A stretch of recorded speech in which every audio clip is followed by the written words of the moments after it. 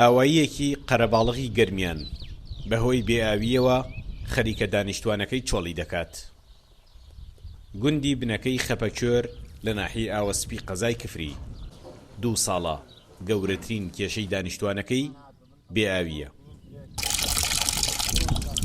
ئەوەنە بێئاوێن لەم مەنتیقا لە ئێمە بێئاوتیتیانیە و ئاوایەکی 150 ماڵی ماڵکات ئیتر 22 ماڵیانتیە.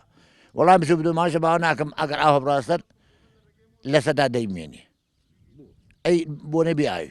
ئەو خواردنمان وەم تەنکەرە ئەچین 3 ساعات 2 ساعات دوورەوەکەین کوڕەکەمان ئەو خواردنمان بۆ تێرێ وە تەنکەر ئەو خواردن و پیسمان نییە ئێمە ئەی ئەگەر ئەوەوە مەگەر ئەم تاوسانە ڕەوکەین ئەی چۆن والله من وەکو خۆم و مەکینە ئەڕۆم 2 ساعت و نیو ئەبڕۆم ڕوم لاوەسپی ئاوە تێرم ئەمە والله ئێمە ناکری ئەم جا خۆمان وەکو بیرکردن ئەو کێشەی هینە ناتوانانی خۆمان دروستی بکەین ئاوەکە بۆمان ئەبێت ئیدارەی گەرمیان و حکوومەت ئەو ڕقمە لێ بدەنەوە و لەم بێئاویە نەجاتمان بدەن.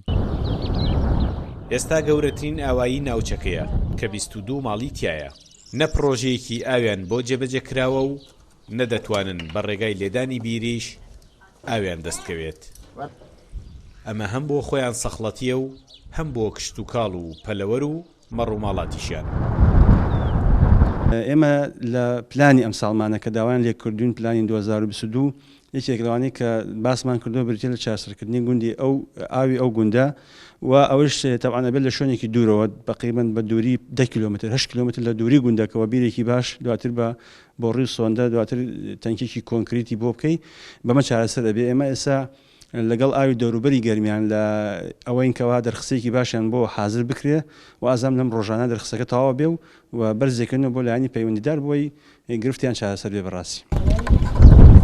ئاوهێنانی ڕۆژانەیان لە دووری چەند کیلۆمەترێک و بە تانکەر دادیان نادات.